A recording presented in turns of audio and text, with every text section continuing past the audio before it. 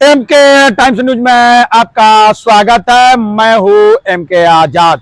आज हम विश्व के सबसे बड़ी पार्टी की दावा करने वाली भारतीय जनता पार्टी की राजनीति को टटोलने की कोशिश करते हैं और यह भी जानने की कोशिश करते हैं कि जो सबसे बड़ी पार्टी के दावा करती है वो पार्टी कमजोर राजनीति वाले को सीएम क्यों चुनती है। आज हम इसी को टटोलने की कोशिश करते हैं। ऐसी कौन सी परिस्थिति अचानक भारतीय जनता पार्टी के पास खड़ी हो गई कि वह लगातार राज्य दर राज्य कमजोर राजनीति करने वाले लोगों को सीएम का पद दे देती है। जो लोग मजबूत राजनीति करने वाले नजर आते हैं, जिसकी जमीन मजबूत है, ऐसे लोग सीएम नहीं बन पाते। आज हम तमाम चीजों को खंगालने की कोशिश करते हैं, तो आप अंत तक हमारे वीडियो पर बने रहिएगा तो आप देख सकते हैं। बिना स्किप किए हुए अगर हमारे वीडियो को आप देखते चले जाएंगे, स्पष्ट होता हुआ दिखेगा कि ये राजनीति की जो बातें कही जा रही है उसमें क्या दम दिखता है, तो समझते चले जाइए। तो टटोल लीजिए पहले दिल्ली विधानसभा चुनाव के नतीजे के बाद जो कुछ सामने नजर आया, यानी रेखा गुप्ता को सीएम बना दिया गया। तो किसने सोचा था कि रेखा गुप्ता के लिए भारतीय जनता पार्टी के आलाकमान उस पर राजनीतिक चर्चा कर रहा है, तो समझते चले जाइए। लेकिन सब कुछ होता हुआ दिखा। अचानक एक फैसला दिल्ली से चला, सबकी सहमति से रेखा गुप्ता सीएम बन गई। तो याद कर लीजिए मनोज तिवारी को, उसके अरमानों पे पानी तो फिर ही गया। सबसे मजबूत दावेदारों में मनोज तिवारी का नाम अव्वल दर्जे का बताया जाने लगा था। इसको लेकर पूरी तरह से एमएलए से लेकर दिल्ली के आलाकमान तक अपनी बातों को पहुंचा रहे थे, बड़ी मजबूती के साथ अपना पक्ष भी रखते नजर आते थे। तो सब कुछ होता हुआ दिखा, उनके अरमानों पे पारी फिर गया। अब चलिए दूसरे बड़े नेता को भी टटोल लीजिए। परवेश शर्मा सबसे ज्यादा नाम चलने वाला, सीएम की दौड़ के रेस में सबसे अव्वल बताए जाते थे, लेकिन उनकी भी स्थिति को टटोल लीजिए। लगातार विधायकों को अपने पक्ष में मायल करने के लिए और अपने पक्ष में गोलाबंदी करने में परवेश शर्मा ने सबको पीछे जरूर छोड़ दिया। और तमाम विधायकों को टटोलते चले जाइए तो ज्यादातर विधायक परवेश शर्मा के पक्ष में गोलबंद जरूर हो गए, लेकिन दिल्ली के कान खड़े हो गए। भारतीय जनता पार्टी के बड़े रणनीतिकार के कान खड़े हो गए और वो उसी समय में कैची चलाने की राजनीति पे अपनी काम शुरू कर दी। तो समझते चले जाइए परवेश शर्मा के भी अरमानों में पानी फिर गया। और टटोलते चले जाइए बड़े बड़े नेताओं का, जिसमें बीजेपी के प्रदेश अध्यक्ष जो दिल्ली के हैं, उनके भी अरमानों में पानी फिर गया। तमाम लोग जो सीएम के रेस में थे, सबके अरमान में पानी फेर दिए गए और रेखा गुप्ता का नाम का प्रस्तावना पास हो गया और रेखा गुप्ता आज दिल्ली की सीएम है। तो समझते चले जाइए बड़े बड़े दिग्गज नेताओं को दरकिनार करके जब रेखा गुप्ता जो पहली बार विधायक बनी, उसके हाथों में दिल्ली का कमान देने के पीछे भारतीय जनता पार्टी की कौन सी रणनीति काम कर रही थी, आज सबको टटोलने की कोशिश करते हैं। आगे बढ़ते चले जाइए। अब चलिए दूसरे राज्यों को भी टटोलते चले जाइए और राजस्थान को भी टटोल लीजिए। बड़े राज्यों में गिनती होती है, तो राजस्थान में जिस तरह भजन लाल शर्मा का नाम प्रस्तावना में आया और प्रस्तावित होकर वो सीएम बन गए, तो याद कर लीजिए उस क्षण को भी जब वसुंधरा राजे सिंधिया पूरी तरह से अपने पक्ष में विधायकों को लेकर किस तरह होटल की राजनीति करते हुए नजर आने लगे। और ज्यादातर विधायक वसुंधरा राजे सिंधिया को सीएम बनाने का जोर दिल्ली तक करने लगे थे। प्रयास लगने लगा था कि वसुंधरा राजे सिंधिया का भी पत्ता साफ होगा। उस क्षण को भी याद करते चले जाइए जब दिल्ली से राजनाथ सिंह को भेजा गया था पर्यवेक्षक बनाकर सीएम को टटोलने के लिए। उस वक्त में जिस तरह के नजारे पेश हुए, बड़े हैरान करने वाले जरूर थे। राजनाथ सिंह ने वसुंधरा राजे के हाथों में एक पर्ची थमा दी और उस पर्ची में सीएम का नाम की बात कही जा रही थी। जैसे ही वसुंधरा राजे सिंधिया वह पर्ची खोली, उसके हक्के बक्के गुम हो गए। आप स्क्रीन पर देख लीजिए। उस वक्त में राजनाथ सिंह मुस्कुराते हुए नजर आते थे और वसुंधरा राजे सिंधिया की हवाइयां उड़ी हुई थी। राजस्थान की राजनीति में वसुंधरा राजे सिंधिया एक मजबूत खूंटा मानी जाती थी और कयास लगने लगा था कि मजबूत खूंटा को राजस्थान में जमने नहीं देना है। और इसीलिए दिल्ली दरबार ने भजन लाल शर्मा का नाम का प्रस्तावना पास कराने में बड़ी भूमिका निभा दी। तो समझते चले जाइए और याद कर लीजिए मध्य प्रदेश को बड़े राज्यों में गिनती होती है। शिवराज सिंह चौहान जो मध्य प्रदेश की राजनीति में मामा नाम से पूरी तरह से फेमस थे, और उनका नाम याद कर लीजिए 2014 में किस तरह प्रधानमंत्री के रेस में भी शिवराज सिंह चौहान बने हुए थे, और आरएसएस के तरफ से भी जो लामबंदी हो रही थी उस लामबंदी में शिवराज सिंह चौहान का नाम भी अव्वल बताया जाने लगा था। और लगातार सीएम बनते चले जाने के बाद दिल्ली दरबार में भी उनकी चौकड़ी मजबूत हो जाती है, और जिस तरह राज्य में विधायकों में उनकी पकड़ लगातार बढ़ते चली गई थी, तो दिल्ली दरबार में भी उनके लोगों की बोली बदलते हुए नजर आने लगी थी। और शिवराज सिंह चौहान मध्य प्रदेश से लेकर दिल्ली के राजनीति में बड़ा दखल देने लगे थे।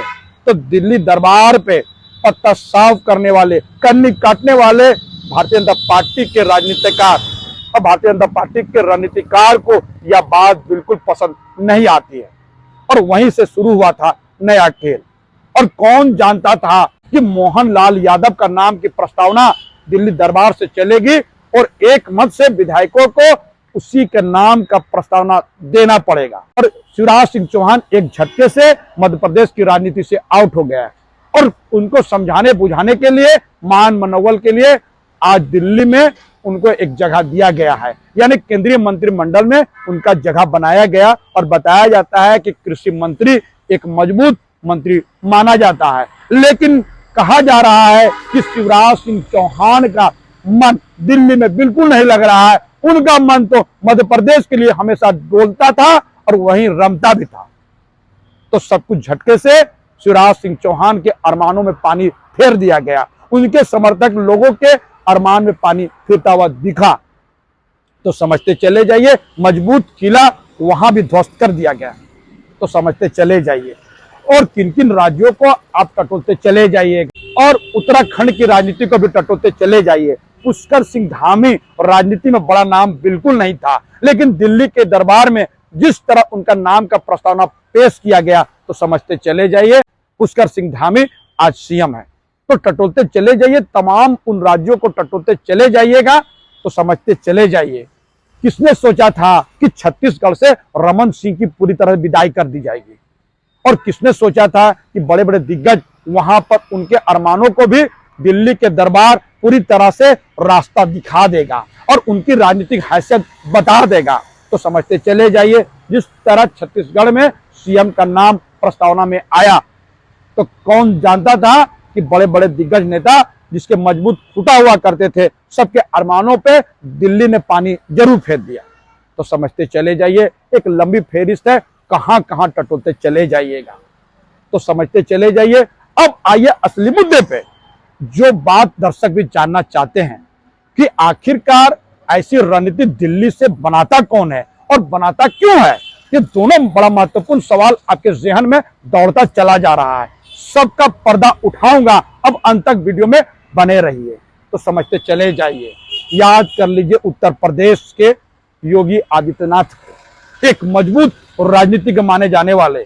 तो समझते चले जाइए योगी आदित्यनाथ ने पूरी तरह से अपनी राजनीतिक जमीन को मजबूत कर लिया, और कहा जा रहा है कि प्रधानमंत्री के बाद यानी मोदी जी के बाद योगी जी ये जब करकर्ता कहते हुए नजर आते हैं और उनके समर्थक कहते हुए नजर आते हैं, इसके पीछे रीजन क्या है और टटोल लीजिए। और यह बात किसी से छुपी नहीं है कि अमित भाई शाह जो भारतीय जनता पार्टी के बड़े रणनीतिकार है, उसका संबंध योगी आदित्यनाथ से कैसी है। जनता पार्टी के दूसरे सबसे बड़े नेता और भारतीय जनता पार्टी के रणनीतिकार अमित भाई शाह का बात को कौन काट सकता है, किनकी हैसियत है। लेकिन यह हिमाकत तो पूरी तरह से उत्तर प्रदेश के वर्तमान सीएम करते हुए नजर आते हैं, और दोनों के बीच में किस तरह की स्थिति बनते चली गई और किस तरह तमाम चीजें सामने आता चला गया। करता कहते हैं कि मोदी जी के बाद योगी जी, लेकिन ऐसे लोग भूल जाते हैं कि प्रधानमंत्री के सबसे विश्वस्त तो आज भी अमित भाई शाह है, और अमित भाई शाह ही वो रणनीति बनाते हैं जिस पर मोहर तो मोदी जी लगा ही देते हैं। और कैसे कहा जाएगा कि मोदी जी के बाद योगी जी, तो अमित भाई शाह का क्या होगा। और राजनीति पर नजर रखने वाले आसानी से यह बात कहते हुए नजर आते हैं कि नरेंद्र मोदी जी के बाद किसी का नाम आएगा तो अमित भाई शाह का नाम के प्रस्तावना पूरी तरह से नरेंद्र मोदी देते हुए नजर आएंगे और योगी जी का नाम लेना शायद ही नरेंद्र मोदी को रास आएगा। ऐसी बातें राजनीति में बड़ी जोरों से चर्चा में रहती है, तो समझते चले जाइए। जब एक मजबूत लीडर को जब सीएम बना दिया जाता है तो दिल्ली दरबार उसको कंट्रोल नहीं कर पाती और जिस तरह वो अपने मन मुताबिक अपने लोगों को अपने तरफ से पूरी तरह से राजनीति में बैठाने लगते हैं तो दिल्ली दरबार की कोई सुनता नहीं है। प्रधानमंत्री नरेंद्र मोदी जी और अमित शाह जो भारतीय जनता पार्टी के रणनीतिकार है और तमाम वह दिग्गज नेता जो भारतीय जनता पार्टी की नीतियां बनाते हैं और आरएसएस को भी यह समझ में आ गया था, मजबूत सीएम को कंट्रोल करने में दिल्ली की राजनीति हाथ जरूर जाती है। और याद कर लीजिए ओम प्रकाश राजभर को कि किस तरह उनकी राजनीति थी और वो योगी जी के लिए क्या क्या बोल दिए, किन किन शब्दों का इस्तेमाल कर दिए। राजनीति पे नजर रखने वाले और साफ सुथरा राजनीति करने वाले उन शब्दों का प्रयोग बिल्कुल नहीं करते, लेकिन ओम प्रकाश राजभर ने पूरी तरह से योगी के लिए उन शब्दों का प्रयोग किया। हालांकि इन शब्दों का पूरी तरह से निंदा जरूर करना चाहिए, लेकिन जब अमित भाई शाह ने दिल्ली दरबार में ओम प्रकाश राजभर को बुलाकर पूरी तरह से अपने साथ रखने में कामयाबी हासिल की, उनको पट्टा पहनाया, उनका स्वागत किया, तो योगी आदित्यनाथ नाराज क्यों नहीं होंगे। और तमाम तरह के अपशब्द तो योगी जी के लिए कहे गए थे। दिल्ली दरबार ने किस तरह की हिमाकत कर दी कि ओम प्रकाश राजभर को दिल्ली में स्वागत कर दिया गया और उनका पीठ ठोक दिया गया। कर लीजिए उन क्षणों को जब ओम प्रकाश राजभर दिल्ली से जब उत्तर प्रदेश आए तो वो कहते हुए नजर आए कि मैं अनकरीब मंत्री बनूंगा। तो याद करते चले जाइए और याद कर लीजिए ब्रजेश पाठक को। ब्रजेश पाठक का भी योगी आदित्यनाथ से बेहतर संबंध तो बिल्कुल नहीं है। दिल्ली दरबार ने ब्रजेश पाठक के कंधों में हाथ रख दिया तो योगी आदित्यनाथ को भी असहज जरूर कर दिया। और याद कर लीजिए केशव प्रसाद मौर्य को। यह तो खुले आम बात है कि किस तरह योगी आदित्यनाथ और केशव प्रसाद मौर्य की और राजनीति में बनती बिल्कुल नहीं है। दोनों एक दूसरे को किस किस तरह से और कब कब नीचा दिखाने में लग जाते हैं किसी को पता ही नहीं चलता है। प्रदेश की राजनीति पर नजर रखने वाले ये बताते हैं कि केशव प्रसाद मौर्य की जो बोली है वो दिल्ली के उस दरबार की बोली है जो योगी आदित्यनाथ को पसंद नहीं करते हैं। तो कौन केशव प्रसाद मौर्य को समझा पाएगा। और केशव प्रसाद किस तरह राजनीतिक षड्यंत्र का शिकार हो गए तो उनको अपना विधानसभा चुनाव भी हारना पड़ा। और सबसे ज्यादा खुशी तो योगी आदित्यनाथ के चेहरे पे जरूर देखा गया। ऐसी बातें राजनीतिक गलियारों पे चर्चा का विषय जरूर बना था। तो याद करते चले जाइए। अब स्पष्ट हो गया था कि दिल्ली दरबार के मजबूत भारतीय जनता पार्टी के नेताओं से योगी आदित्यनाथ की बिल्कुल नहीं बनती है और सब कुछ होता हुआ दिखता है। तमाम चीजें एक दूसरे के बीच जो कुछ होता है असहज करने के लिए काफी है।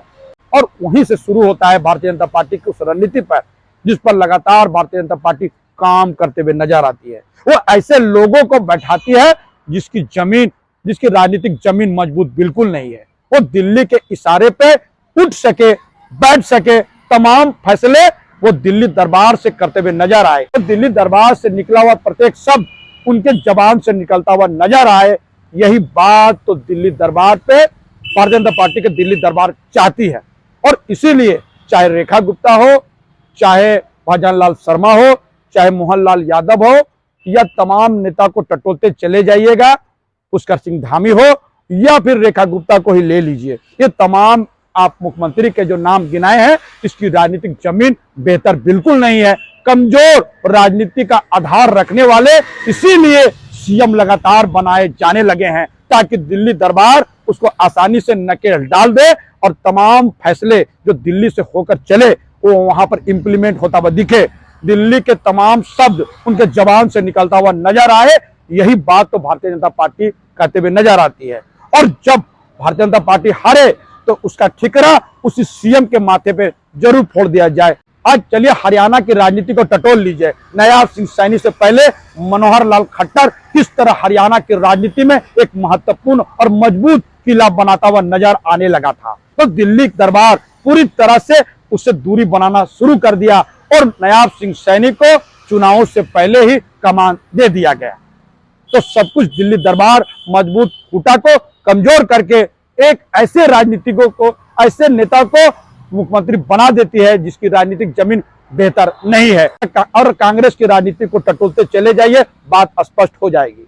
पंजाब के कैप्टन अमरिंदर सिंह को टटोल लीजिए, दिल्ली दरबार से उसकी पट्टी नहीं थी। शीला दीक्षित को देख लीजिए, तमाम बड़े नेता जो इस वक्त में दिग्गज नेता होते थे, दिल्ली दरबार की पूरी सुनती नहीं थी और दिल्ली दरबार में बैठे हुए कांग्रेस के आलाकमान का बिल्कुल नहीं सुनते थे। आज का भी सबक भारतीय जनता पार्टी ने सीख लिया कराते, यानी कांग्रेस की तमाम कमजोरियों से सीख लेते हुए भारतीय जनता पार्टी ने और कमजोर राजनीति को सीएम बनाने का फैसला करते चले गए। तो हमारा छोटा सा विश्लेषण आपको कैसा लगा, अपने कमेंट जरूर कमेंट करें और जिन्होंने अभी तक न्यूज को सब्सक्राइब नहीं किया उसे विनम्र निवेदन की सब्सक्राइब जरूर कर दे, संभव है शेयर कर दे, ज्वाइन का बटन है, आप आर्थिक सहयोग भी कर सकते हैं ताकि हम आपके लिए इसी तरह के वीडियो ला सके। तब तक के लिए हमें इजाजत दीजिए। जोहार।